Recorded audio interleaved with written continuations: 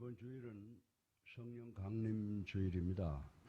누가 이 세상의 모든 교회가 다 커질 수 있습니까? 라고 묻는다면 대부분의 성도들은 글쎄요, 교회 나름이겠죠 라고 답변할 것입니다. 그러나 사도행전 2장 41절에 나타나는 최초의 교회는 대형 교회였습니다. 그때 이미 3,000여 명의 교인이 모였다고 기록이 되어 있습니다. 그리고 4장 4절에 남자의 수가 5,000여 명까지 증가했다고 기록이 되고 있습니다. 남자의 수만 5,000여 명이라고 하면 여자와 아이들까지 포함하면 신약교회의 시작부터 2만여 명이 모였다고 추측을 할 수가 있습니다. 그리고 계속해서 성장을 했다고 기록이 되어 있습니다. 이들은 각 가정과 성전에 모였다고 기록이 되어 있습니다. 그리고 첫 번째 교회는 요즘식으로 한 사람의 당회장이 총괄하는 것이 아닙니다. 12사도 모두가 당회장이 되어서 교회를 치리하고 관리하고 감독하는 공동 목회를 했습니다. 이러한 집중적이고 연합적인 노력의 결과로 초대교회의 최초 교회인 예루살렘 교회는 이미 2만여 명이 모이는 대형 교회가 된 것입니다. 그러면 여러분들은 우리 교회도 그런 식으로 하면 대형 교회가 될 수 있을 것이 아니냐라고 생각하는 분이 계실 수가 있습니다. 그러나 그런 교회가 되기 위해서 두 가지 조건이 먼저 선행되어야 합니다. 첫째로 우리들의 사고를 변화시켜야 됩니다. 목사나 전도사는 나를 위한 사역자라는 전통적이며 간습적 사고에서 벗어나야 합니다. 그리고 우리들은 서로를 위해서 사역해야 된다는 새로운 사고를 수용해야 됩니다. 둘째로 강단에 있는 사람들이 아니라 의자에 앉아있는 사람들, 즉 평신도들의 참여가 절대로 요구됩니다. 쉽게 말해서 예배를 하나의 쇼로 참관하는 것을 통해서 얻는 만족을 포기하는 것입니다. 반대로 예배에 직접 출연하고 모든 출연자가 되어서 서로의 필요와 요구를 서로 충족시켜 주는 것입니다. 이렇게 될 때 하나님께서 그 교회를 위해서 계획하신 것을 추진할 수 있는 생동감과 능력이 넘치는 에너지를 주십니다. 이렇게 될 때 우리 교회가 신약교회의 첫 번째 교회인 예루살렘 교회처럼 2만여 명씩 모이는 교회가 될 수 있는 것입니다. 솔직히 말씀드려서 우리 교회는 예배 드리는 데는 공간적 문제는 아직 없습니다. 그러나 교육을 위해서는 공간 문제가 상당히 있음을 인정을 합니다.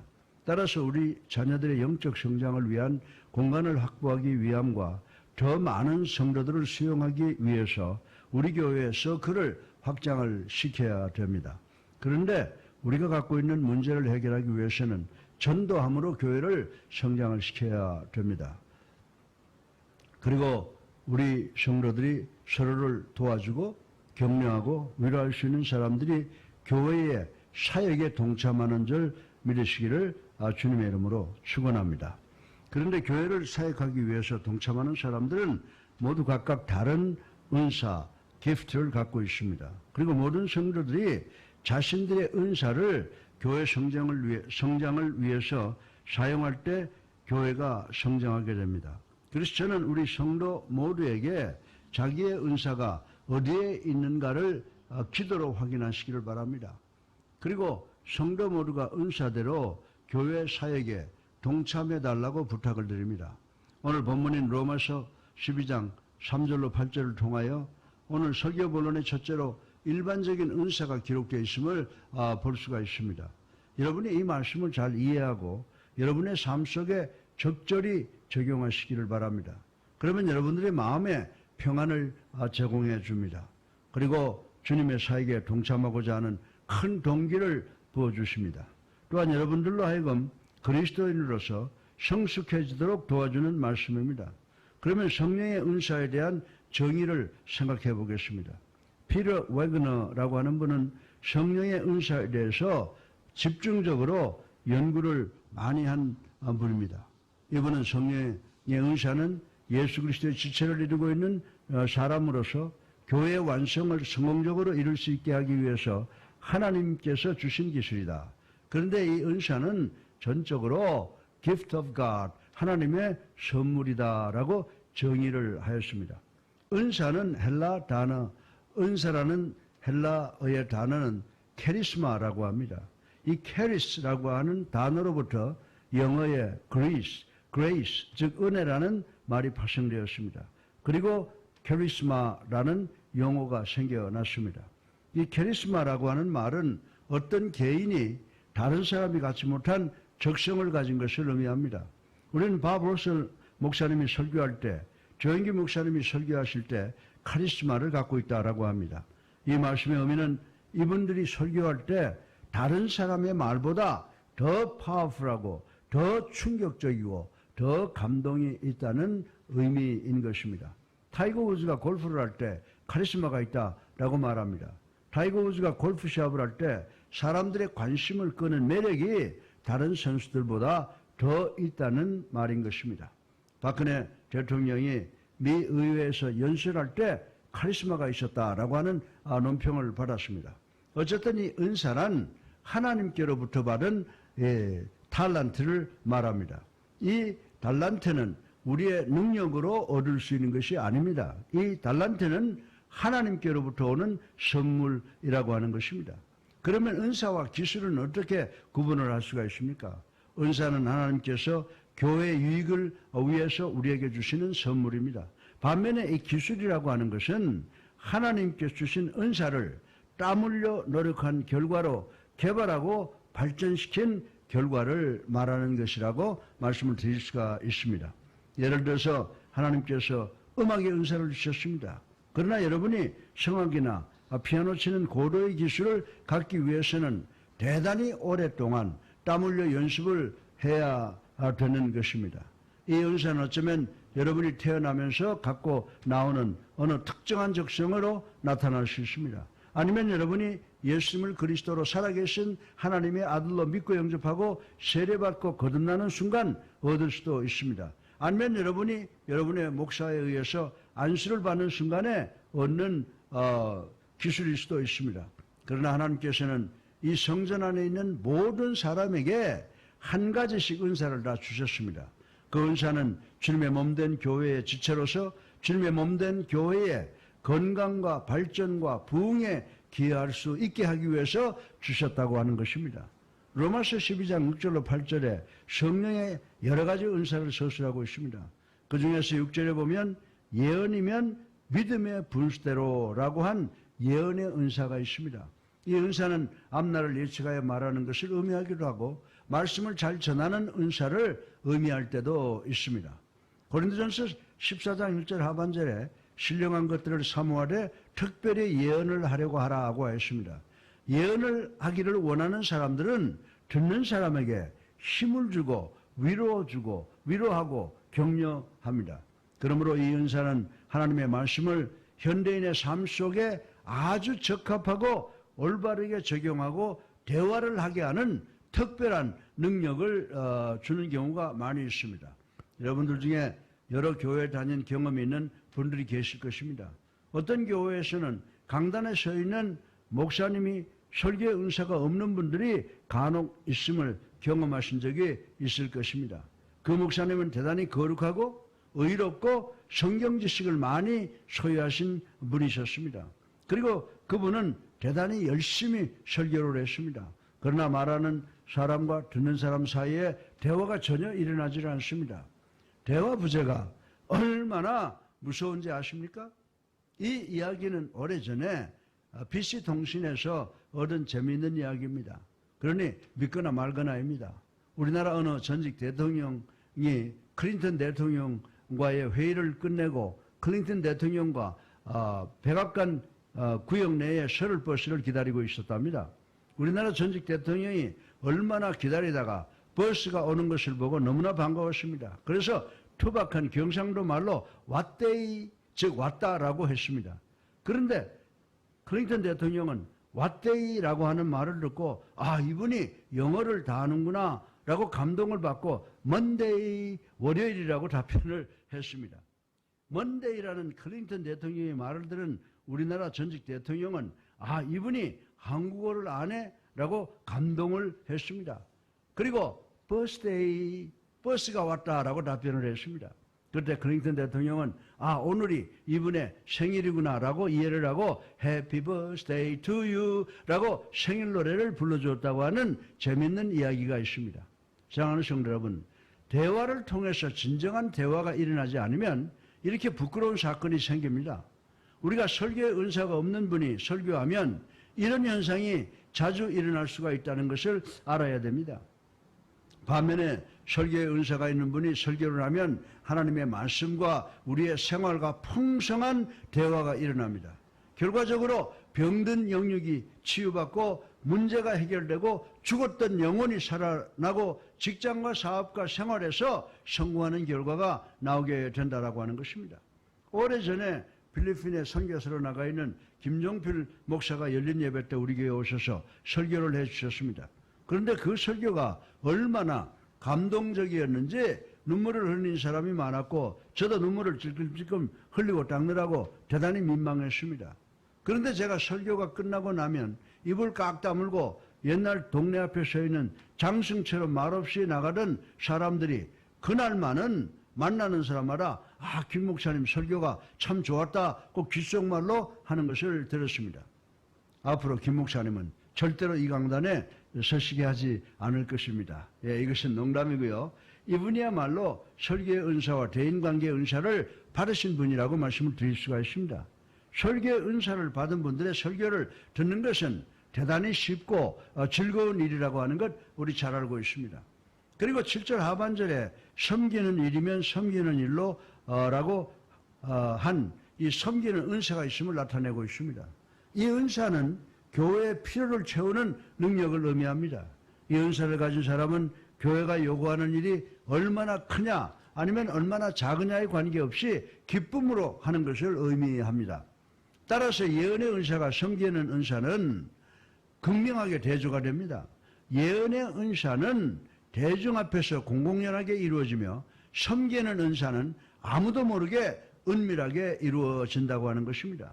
제가 여러분에게 오늘 아침에 예배를 돕기 위해서 성찬을 준비하고 전심 식사를 준비하는 권사님의 이름을, 영아들을 책임지고 있는 교육자와 교사들의 이름을, 예배 후 끝까지 남아서 성전을 정리하시는 분들의 이름을, 그리고 병자들을 방문해서 기도로 위로하고 격려하는 분의 이름을 물으면 여러분은 한 분의 이름도 될 수 없을 것입니다.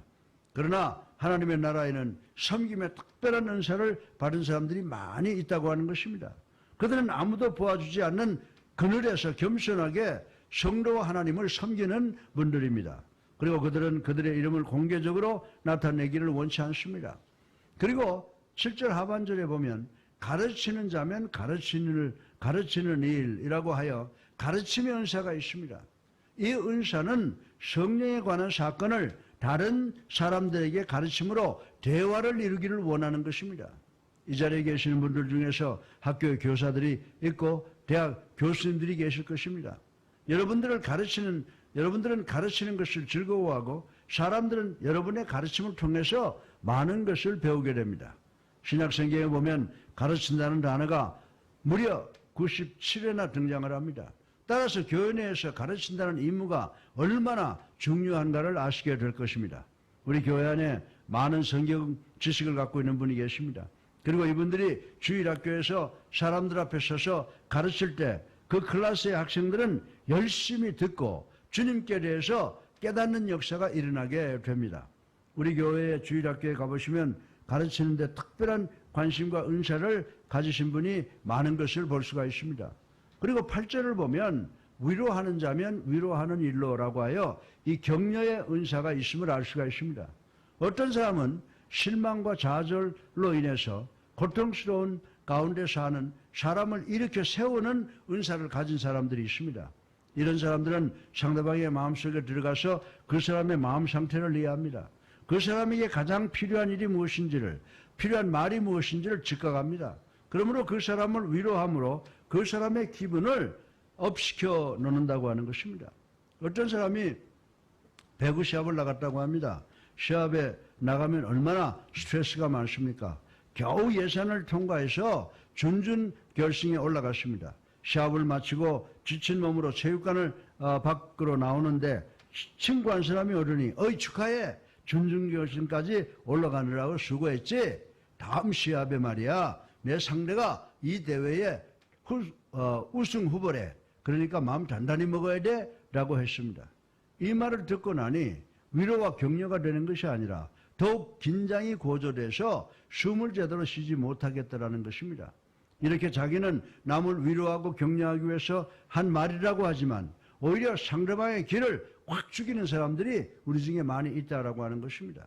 그러나 위로의 은사를 가진 사람들은 언제 어떤 말을 해야 되며 또 언제 무엇을 해야 되는지 잘 아는 사람들입니다.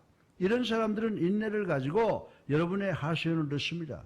그리고 가장 적절한 말을 주므로 좌절과 절망의 늪에 빠져있는 여러분의 영이 깨어나게 도와줍니다. 그리고 주는 은사, 즉 구제하는 은사가 있습니다. 8절 중간절을 보면 구제하는 자는 성실함으로 하라고 했습니다. 우리 중에 어떤 사람은 돈을 버는데 재능이 있는 분들이 계십니다. 만지는 것마다 금연이 되고 배로 뻥뻥 튀기는 은사를 가진 사람이 있습니다. 이런 은사는 모든 사람이 흠모하는 은사라고 말씀을 드릴 수가 있습니다. 그런데 어떤 사람은 그리스도인이 돈을 벌면 이상한 눈으로 보는 사람들이 있습니다. 그렇다고 해도 이런 은사를 가진 그리스도인들은 가진 것을 투자해서 돈을 많이 벌어서 하나님의 영광을 위해서 사용하시기를 주님의 이름으로 축원합니다. 제가 재작년에 미국 테너시주의 존슨 시티라고 하는 곳에 갔다가 임마누엘 신학교에 가서 기가 막힌 교육관 건물을 보았습니다. 그 건물은 지금부터 60년 전에 세워진 건물인데 필립스라고 하는 그리스도의 교회 장로님이 오일 사업을 해서 돈을 크게 벌어서 당시 200만 불을 헌금해서 지은 건물이었습니다. 여러분이 미국에 가면 전국에 필립스라고 하는 주유소를 보게 되는데 이 회사가 이 장로님이 운영하시는 회사입니다. 이분이 엄청나게 번 돈을 60년 전에 지혜롭게 헌금을 했기 때문에 오늘날 하나님의 종을 키우는 신학교를 운영할 수가 있게 된 것입니다. 저는 그리스도인들 모두가 돈을 많이 벌어서 하나님의 영광을 위해 쓰면 이런 귀한 일이 생기는구나를 생각하게 되었습니다. 우리 교회도 우리 성도들 중에 큰 부자들이 많이 나와서 우리의 교육 공간을 확장하고 예배 처소를 크게 확장시키는 일이 있을 줄로 믿습니다. 그리고 8절 중간절에 다스리는 자는 부지런함으로 라고 하여 이 다스리는 은사가 있는 것을 볼 수가 있습니다. 이 은사는 하나님의 사업을 위해서 목표를 설정하는 능력입니다.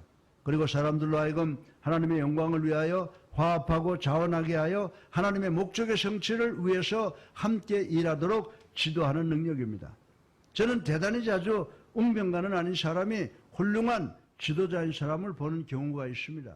어떤 사람은 대단한 자신감을 갖는 카리스마를 갖고 있습니다. 그 예로 미국의 아이젠하워 장군을 들 수가 있습니다. 이분은 세계 2차 대전의 총사령관일 때 모든 사람이 이 장군을 존경해서 그를 아이크라고 불렀다고 하는 별명이 있습니다. 그렇다고 해서 이 사람은 웅변가나 전략적인 사람은 아니었습니다. 그러나 이 사람은 지도력을 갖고 있었습니다. 만약 교회에 이런 은사를 가진 분이 계신다면 모두가 이런 사람과 한 팀이 되어 일하기를 원할 것입니다. 따라서 여러분의 은사가 다스리는 은사입니까? 그러면 부지런함으로 하시기 바랍니다. 부지런함이 아이디어를 줍니다. 그리고 여러분은 위대한 지도자가 될 것입니다. 그리고 본문에 기록된 마지막 은사는 긍휼이라고 하는 것입니다. 8절 하반절에 긍휼을 베푸는 자는 즐거움으로 할 것이니라 라고 했습니다. 이 은사는 주변에 이웃이 육적으로나 정신적으로나 재정적으로 어려움을 당하거나 고난을 당하고 있으면 그들의 처지를 그 즉시 이해하고 같은 마음, 즉 동정을 갖게 하는 사람입니다. 그리고 그들의 어려움과 고생을 덜어주려고 애쓰는 사람입니다. 저는 지난 얼마 전에 심장마비로 남편을 먼저 보내고 슬픔과 절망에 빠져있는 분을 방문한 적이 있었습니다. 저는 무슨 말을 해야 될지 몰라서 입이 딱 붙은 채로 잠시 앉아 있었습니다. 그때 저와 같이 그 집을 방문한 교수 한 분은 그분과 쉽게 대화를 하고 있었습니다. 그런데 이분은 작년 여름에 아들이 여름 캠프에 갔다가 호수에 익사함으로 잃어버린 경험을 갖고 있었습니다. 따라서 이분은 슬픔이 무엇인지 알았습니다. 이분은 슬픔을 당한 사람을 위로하는 국률의 은사를 가졌었습니다. 국률의 은사는 대단히 귀한 은사라고 말씀을 드릴 수가 있습니다. 그러나 로마서 12장 6절부터 8절에 기록된 은사가 은사의 전부는 아닙니다. 이외에도 성경에는 기적적 은사가 많이 있습니다. 신유의 은사가 있습니다. 전도의 은사가 있습니다. 지식의 은사가 있습니다. 성경에서 발견된 지식을 매일의 삶 속에서 적용을 합니다. 그리고 고린도전서 12장에 서로 돕는 은사가 있습니다. 그리고 분별하는 은사가 있습니다. 그리고 환영의 은사를 기록하고 있습니다. 기도의 은사가 있습니다. 돌봄의 은사가 있습니다. 더 나아가서 성경에는 기술하지 않고 있는 은사가 많이 있습니다. 연극, 음악, 스포츠 혹은 문학의 은사 등등을 꼽을 수가 있습니다. 지난번 평창올림픽에서 김아무개 목사님이 오셨을 때 오후 설교를 하셨는데 그것도 장장 1시간이 넘게 했습니다. 제 설교는 30분만 넘으면 몸을 뒤트는 분들이 그분의 설교를 열심히 듣는 것을 보고 은근히 질투가 났습니다. 이분은 대단한 유머, 즉 웃기는 은사를 갖고 있는 분이셨습니다. 사랑하는 성도 여러분, 여러분은 여러분의 성령의 은사를 확인하는 것을 통해서 여러분은 어느 부분의 은사를 받았고 어느 부분의 은사를 받지 못했다는 것을 깨닫게 됩니다. 이것을 깨닫고 나면 여러분이 주님께 봉사하는데 방향을 설정해 주심으로 대단한 도움이 된다는 것을 알 수가 있습니다. 여러분이 일하면서 여러분의 약한 부분을 스스로 보완하려고 하면 강한 부분을 실천하는 것보다 훨씬 더 어렵습니다. 여러분이 받지 못한 약한 은사를 살리려고 노력을 집중하다 보면 여러분이 받은 은사는 사장이 되고 여러분은 결국 넘어지게 됩니다. 따라서 나의 장점, 나의 은사가 무엇인가를 깨닫고 은사를 받지 못한 약한 부분은 그 은사를 받은 다른 사람으로 하여금 대신 수행하게 하는 것이 성령의 도움으로 모든 것이 합력하여 선을 이루는 것인 줄로 믿으시기를 주님의 이름으로 축원합니다. 둘째로 하나님께서 성령의 은사를 주신 세 가지의 목적이 있는데 그 목적을 생각해 보겠습니다. 첫 번째 목적은 교회를 부흥 발전시키는 것입니다. 로마서 12장 4절로 5절에 우리가 한 몸에 많은 지체를 가졌으나 모든 지체가 같은 기능을 가진 것이 아니니 이와 같이 우리 많은 사람이 그리스도 안에서 한 몸이 되어 서로 지체가 되었느니라 라고 말씀을 하고 있습니다. 제가 미국 가서 미국 대표팀 배구 감독으로 부산에서 열리는 국제배구 시합에 출전한 적이 있었습니다. 부산에 내려가자마자 자꾸만 새끼손가락이 아프기 시작을 해서 병원에 갔더니 손가락을 지나는 정맥이 염증이 생겼다는 것입니다. 처음에는 손가락만 아프던 것이 열이 나기 시작하고 온몸이 부어서 꼼짝을 못했습니다. 그리고 침대에 누워서 며칠 꼼짝 못한 적이 있었습니다. 그뿐만이 아니었습니다. 저는 멕시코의 시합에 나가지 못하고 부코치를 대신 보내야 했습니다. 그리고 시합이 끝난 후에 시장 초대 만찬도 참석하지를 못했습니다. 또한 모처럼 부산 관광도 무산이 되고 말았습니다. 지극히 작은 정맥 하나가 기능을 제대로 못하자 내 온몸이 고통을 당했을 뿐만 아니라 미국 배구팀이 시합에서 참패하고 여러 사람이 어려움을 겪게 되었습니다. 교회를 보아도 여러 지체가 모여 있습니다. 그러나 그 지체는 서로 상호 의존하고 있습니다. 따라서 성도들이 서로 은사를 나누기를 거부한다면 교회 지체는 약화되어 갈 것입니다. 반면에 성도들이 자신들의 성령의 은사를 확인하고 기쁨으로 서로 나누고 도우면 교회는 크게 부흥이 될 줄로 믿습니다. 그런데 모든 지체가 교회 안에서 이렇게 수고하는 것은 바로 이 예배를 은혜롭게 드리고 교회의 발전과 부흥을 위해서라고 하는 것입니다. 그런데 우리는 아무 것에도 수고하지 않고 모든 것이 당연히 제자리에 있는 것으로 생각을 하고 예배 시간에 왔다가 그냥 퇴장하고 마는 경우가 있습니다. 의자를 닦는 사람이 있습니다. 마이크를 점검하고 찬양을 준비하고 예배를 위한 모든 것을 준비하고 점검하는 분들이 있습니다. 이들이 도대체 누구입니까? 성찬을 준비합니다. 문에서 주보를 주면서 오시는 분들을 반갑게 맞이합니다. 교회 바닥을 쓰고 닦습니다. 이들이 누구입니까?